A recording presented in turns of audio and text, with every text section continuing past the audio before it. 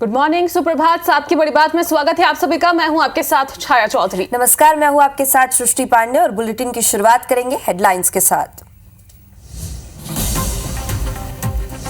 तुर्की के अंकारा में aerospace company पर आतंकी हमला, 4 लोगों की मौत। सुरक्षा बलों ने 2 आतंकियों को मार गिराया। बंधक बने लोगों को छुड़ाया गया। आज दिल्ली में होगी मोदी कैबिनेट की बैठक। दिवाली से पहले कई अहम प्रस्तावों पर लग सकती है मुहर। आज विजयपुर के बीजेपी प्रत्याशी रामनिवास रावत का नामांकन। शक्ति प्रदर्शन में शामिल होंगे सीएम डॉक्टर मोहन यादव। कांग्रेस प्रत्याशी मुकेश मल्होत्रा भी आज भरेंगे पर्चा। रायपुर दक्षिण उपचुनाव के लिए आज कांग्रेस प्रत्याशी आकाश शर्मा, कल बीजेपी प्रत्याशी सुनील सोनी शक्ति प्रदर्शन के साथ जमा करेंगे नॉमिनेशन। हरदा में पिता के साथ गई बच्ची की मिली लाश, घायल अवस्था में मिली दूसरी मासूम। शव के पास से एक हथौड़ी भी बरामद, पिता की तलाश जारी। आज ओडिशा के तट से टकराएगा साइक्लोन दाना। 120 किलोमीटर प्रति घंटे की रफ्तार से चलेंगी हवाएं। 5 घंटे तक होगा लैंडफॉल।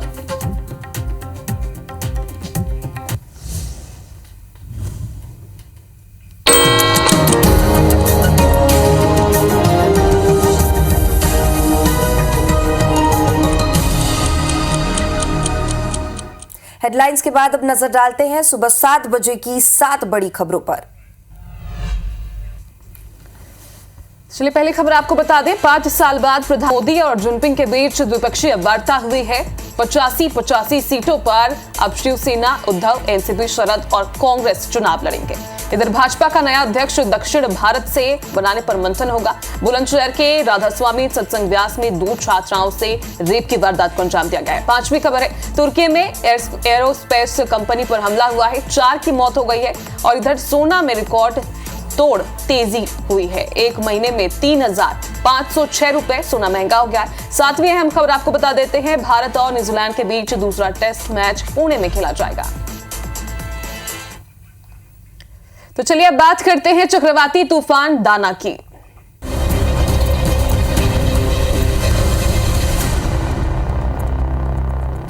तो बड़ी खबर आपको बता दें बुलेटिन में सबसे पहले, आज रात ओडिशा से दाना तूफान टकराएगा। करीब 5 घंटे तक यहां पर लैंडफॉल चलेगा। लैंडफॉल के दौरान भारी बारिश का अलर्ट भी जारी किया गया है। 120 किलोमीटर प्रति घंटे की रफ्तार से हवाएं चलेंगी। पाराद्वीप से करीब 400 किलोमीटर दूर ये तूफान है जो लगातार ओडिशा की तरफ बढ़ रहा है। 18 किलोमीटर प्रति घंटे की रफ्तार से दाना का तूफान जो साइक्लोन है वो बढ़ रहा है। तटीय इलाकों से 10 लाख लोग हटाए गए हैं, सुरक्षित स्थान पर भेजे गए हैं। तूफान की जद में ओडिशा के 14 जिले रहने वाले हैं। तो ओडिशा सरकार भी अलर्ट मोड पर है। 14 जिलों के सभी स्कूल कॉलेजेस 25 अक्टूबर तक बंद कर दिए गए हैं। ओडिशा सिविल सेवा की प्रारंभिक परीक्षा भी रद्द हो गई है। इधर डॉक्टर्स और सरकारी कर्मचारियों की छुट्टी भी रद्द कर दी गई है। चक्रवात की वजह से 198 ट्रेनों को भी रद्द किया गया है। और साथ ही ओडिशा सरकार में एनडीआरएफ और एसडीआरएफ, ओडीआरएफ की टीम लगातार जुटी हुई है।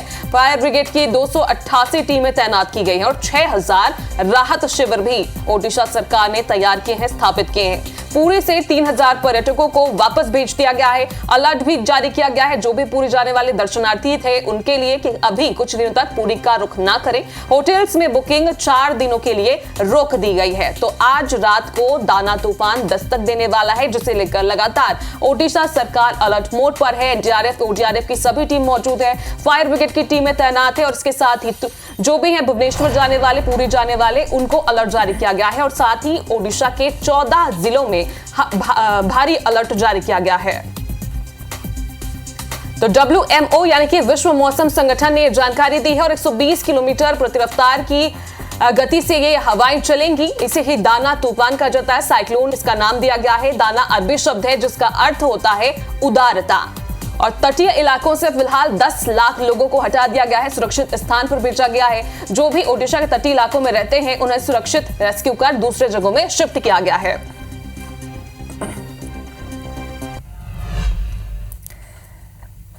चलिए अब एक इंटरनेशनल खबर आपको बता दें। तुर्की से खबर है, तुर्की की राजधानी अंकारा में आतंकी हमला किया गया है। हमले में 4 लोगों की मौत हुई है। अंकारा के एरोस्पेस और डिफेंस कंपनी TUSAS यानी टुसास पर हमला हुआ है। टैक्सी पर हमलावर पहुंचे थे। बम ब्लास्ट के बाद फायरिंग शुरू की, 2 आतंकियों को ढेर किया। सुरक्षा बलों ने बंधकों को छुड़ाया। कंपनी में करीब 15,000 लोग काम करते हैं। तो अंकारा से खबर है, तुर्की की राजधानी अंकारा से खबर है। तुर्की यहाँ पर बड़ा आतंकी हमला हुआ है। जानकारी के मुताबिक अंकारा में तुर्की एरोस्पेस और रक्षा कंपनी तुसास के परिवार में यह हमला हुआ।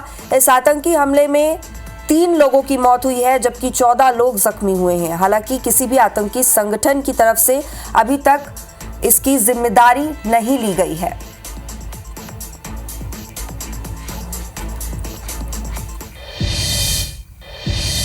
एक और बड़ी खबर, हाईटेंशन लाइन के खंभे पर युवक चढ़ गया। पुलिस और फायर ब्रिगेड बुलाया गया इसे उतारने के लिए। दिल्ली के गीता कॉलोनी की घटना बताई जा रही है। पर्यावरण बचाने की ये मांग कर रहा था। प्रधानमंत्री मुख्यमंत्री से बात करने की युवक मांग कर रहा था। कड़ी मशक्कत के बाद खंभे से उतारा गया। तस्वीरें आपको दिखा रहे हैं किस तरह से युवक खंभे पर चढ़ गया था। बताया जा रहा है कि हाई टेंशन लाइन की चपेट में यह आते आते बचा है, क्योंकि वो चढ़ गया था और मांग कर रहा था। दिल्ली के गीता कॉलोनी की घटना है। पर्यावरण बचाने की मांग कर रहा था। मुख्यमंत्री प्रधानमंत्री से बात करने की मांग कर रहा था। फिलहाल पुलिस प्रशासन ने मुस्तैदी दिखाते हुए किसी तरह से उसे समझाइश देकर नीचे उतारा।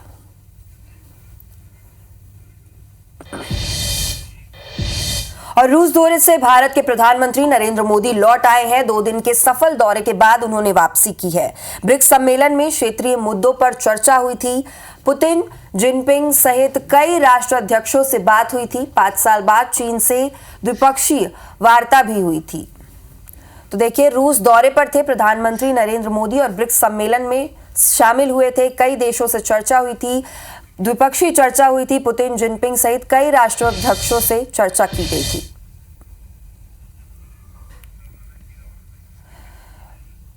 तो 2 तस्वीरें हैं जब प्रधानमंत्री रूस के कजान से रवाना हुए और उसके बाद वो यहां दिल्ली पहुंचे।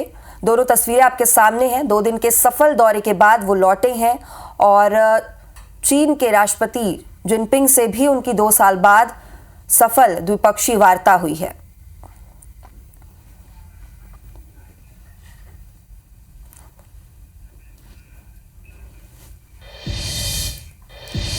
तो ब्रिक्स की बैठक में शामिल होने रूस पहुंचे प्रधानमंत्री मोदी की चीन के राष्ट्रपति शी जिनपिंग के साथ द्विपक्षीय बैठक हुई है। गलवान में हुए विवाद के बाद 5 साल के बाद हुए बैठक में क्या फैसले हुए हैं, देखिए इस रिपोर्ट में।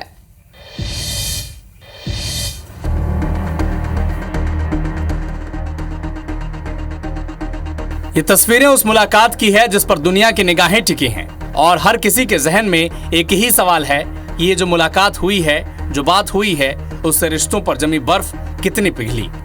2013 से चीन के राष्ट्रपति शी जिनपिंग और 2014 से भारत के प्रधानमंत्री नरेंद्र मोदी के बीच 10 साल के बीच ये 21वीं मुलाकात है। ऐसे में इस मुलाकात के मायने इसलिए भी अहम है कि अपने अपने देश में राजनीतिक स्थिरता के प्रतीक ये दोनों ताकतवर नेता LAC पर भी स्थिरता बनाए रखने में कितने कामयाब होंगे। सवाल इसलिए क्योंकि 4 साल पहले इसी अक्टूबर महीने में जब महाबलीपुरम में दोनों महाबली राजनेताओं की मुलाकात हुई थी, तो उस वक्त नियमित मुलाकातों का सिलसिला बन रहा था। द्विपक्षीय वार्ताएं हो रही थीं। दोनों नेताओं की बॉडी लैंग्वेज दोस्ताना रिश्तों की नई पटकथा लिख रहा था। लेकिन इसके अगले ही साल चीन ने गलवान हमले को अंजाम देकर इन सब पर ब्रेक लगा दिया। अब एक बार फिर कजान में चल रहे ब्रिक्स समिट में मोदी और शी जिनपिंग मिल रहे हैं। इससे पहले पूर्वी लद्दाख में सेनाओं के गश्त पर समझौता कर 4 साल से चले आ रहे गतिरोध को खत्म करने की दिशा में एक बढ़ते कदम के संकेत सामने आए। ये समझौता कितना अहम है, इसे पीएम मोदी के एक्स पोस्ट से समझा जा सकता है, जिसमें उन्होंने लिखा है कि राष्ट्रपति शी जिनपिंग से कजान ब्रिक्स समिट के दौरान मिला। भारत चीन संबंध हमारे देशों की जनता के लिए और क्षेत्रीय वैश्विक शांति और स्थिरता के लिए महत्वपूर्ण है। आपसी विश्वास, पारस्परिक संवेदनशीलता द्विपक्षीय संबंधों का मार्गदर्शन करेंगे। एक्सेलेंसी, आपसे मिलकर खुशी है और जैसा आपने कहा 5 साल के बाद हमारी फॉर्मल मीटिंग हो रही है। सीमा पार पिछले 4 वर्षों में उत्पन्न हुए मुद्दों पर बनी सहमति का हम स्वागत करते हैं। सीमा पर शांति और स्थिरता बनाए रखना हमारी प्राथमिकता रहनी चाहिए म्यूचुअल ट्रस्ट, म्यूचुअल रिस्पेक्ट और म्यूचुअल सेंसिटिविटी हमारे संबंधों का आधार बने रहना चाहिए। भारत और चीन पड़ोसी देश हैं। सीमा पर दोनों देशों के बीच भले ही कितना टकराव हो, लेकिन हम अपना पड़ोसी नहीं बदल सकते। इस सच्चाई से भारत ही नहीं बल्कि चीन भी अच्छी तरह से वाकिफ है और यही वजह है कि ब्रिक्स समिट से पहले एलएसी पर तनाव कम करने की पहल चीन की ओर से भी महसूस की गई। अब लंबे वक्त के बाद एशिया दो महाशक्तियों के बीच द्विपक्षीय बैठक से संबंध सामान्य करने की दिशा में काफी हद तक मदद मिलने की उम्मीद है। Bureau report IBC 24।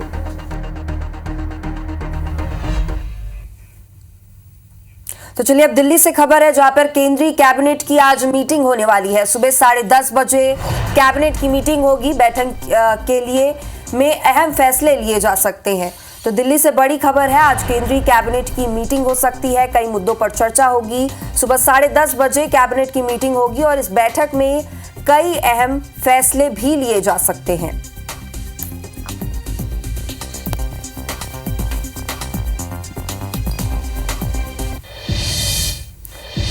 राजधानी भोपाल का रुख करेंगे। आज विजयपुर में प्रत्याशी नामांकन भरेंगे। भाजपा प्रत्याशी रामनिवास रावत अपना नामांकन दाखिल करेंगे। सीएम डॉक्टर मोहन यादव आज श्योपुर के विजयपुर पहुंचेंगे। विजयपुर में प्रत्याशी के नामांकन में भी मुख्यमंत्री शिरकत करेंगे। नामांकन से पहले रोड शो और जनसभा को मुख्यमंत्री संबोधित करेंगे। बीजेपी प्रदेश अध्यक्ष VD शर्मा भी इस कार्यक्रम में शामिल होंगे।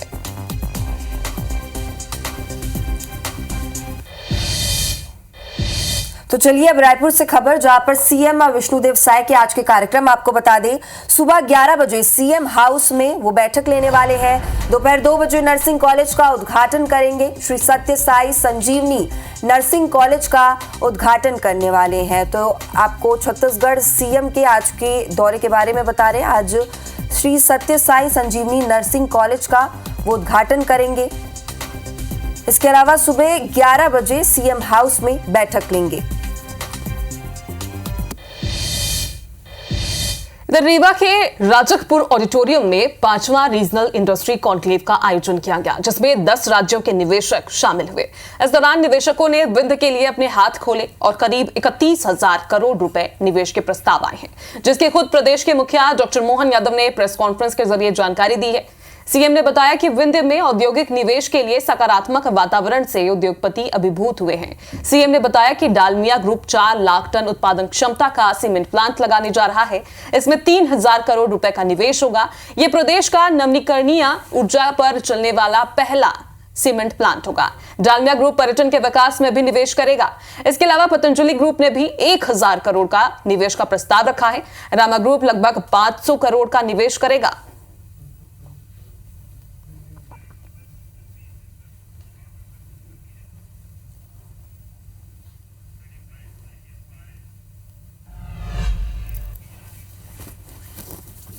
दस से ज्यादा राज्यों के निवेशकों ने इसमें सहभागिता की है। पतंजलि ग्रुप के MD बालकृष्ण जी ने प्रदेश में और रीवा में खासकर अपने निवेश की इच्छा जताई है। 1,000 करोड़ से ऊपर के निवेश के। डालमिया ग्रुप के पुनीत डालमिया ने भी 4 million ton clinker cement factory की घोषणा की है, जिसमें लगभग 3,000 करोड़ से ज्यादा का निवेश होगा। इसी के साथ साथ रामा ग्रुप के नरेश गोयल जी द्वारा फर्नीचर सेक्टर में सतना के अंदर 500 करोड़ का निवेश का प्रस्ताव दिया है।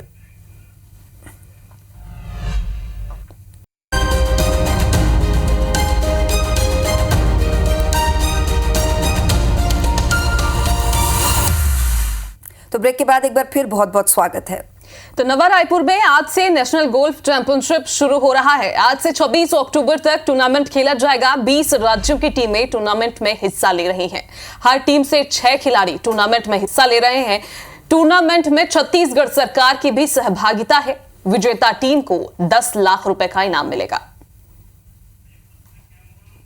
तो नवा रायपुर में आज से नेशनल गोल्फ चैंपियनशिप शुरू हो रहा है और 24 से 26 अक्टूबर तक ये चैंपियनशिप चलने वाला है और इसमें कई देशों के प्रतिभागी हिस्सा लेंगे। राज्यों के 20 राज्यों की टीमें टूर्नामेंट में हिस्सा ले रही हैं और साथ ही 24 अक्टूबर को कैडी टूर्नामेंट होगा, 25 अक्टूबर को प्लांटेशन ड्राइव होगा, 26 अक्टूबर को सुबह 6 बजे सभी टीमों के खिलाड़ी जुटेंगे, 27 अक्टूबर 2024 को इस समापन समारोह होगा यहाँ का।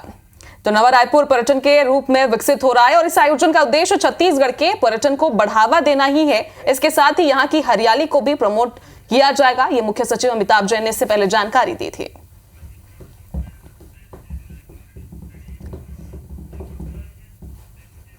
तो चलिए इसी खबर पर तहसीन जैदी हमारे साथ लाइव जुड़ रहे हैं, जो वहीं पर अभी मौजूद है जहां पर ये आयोजन रखा गया है। तो तहसीन, किस तरह का ये आयोजन है और कौन कौन से राज्यों के लोग इसमें शामिल हो रहे हैं, हिस्सा ले रहे हैं, और साथ ही जो छत्तीसगढ़ के लिए एक पहचान बनी है वो भी चेंज होगी क्योंकि अब ये नेशनल तौर पर देखा जाएगा। तहसीन,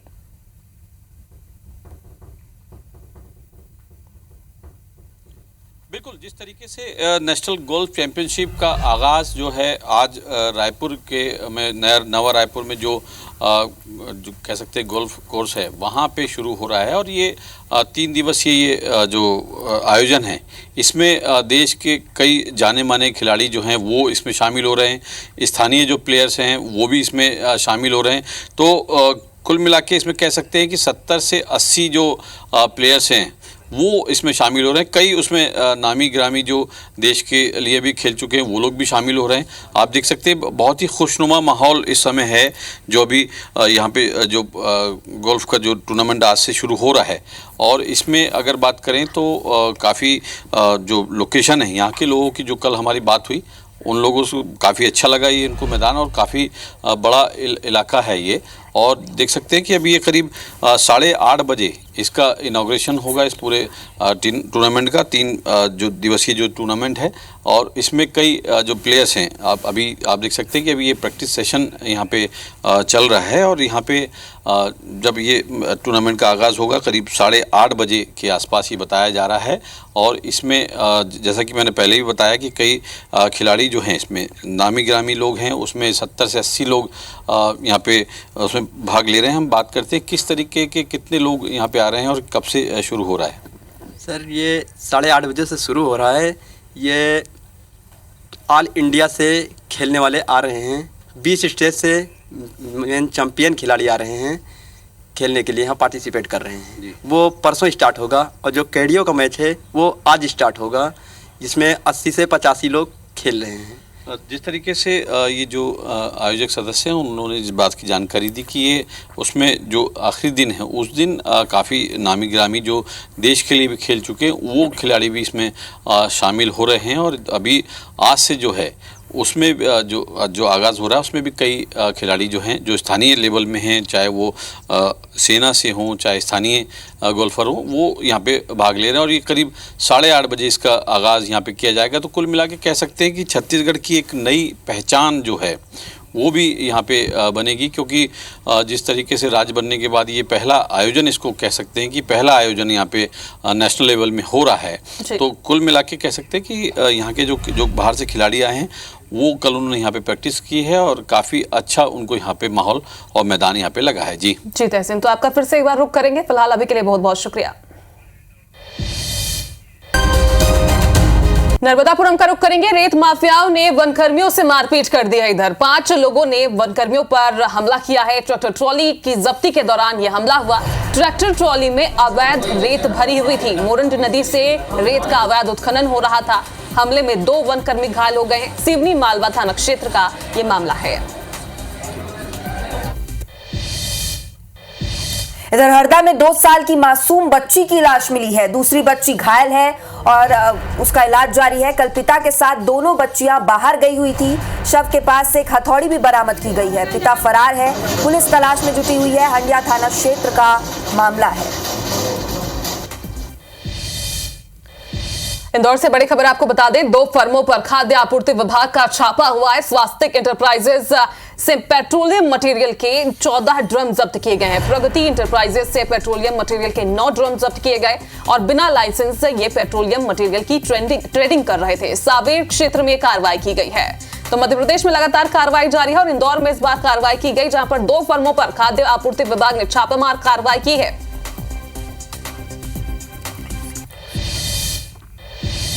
फिलहाल इस बुलेटिन में अभी के लिए इतना ही। आगे देखिए हमर बानी हमर गोट। नमस्कार।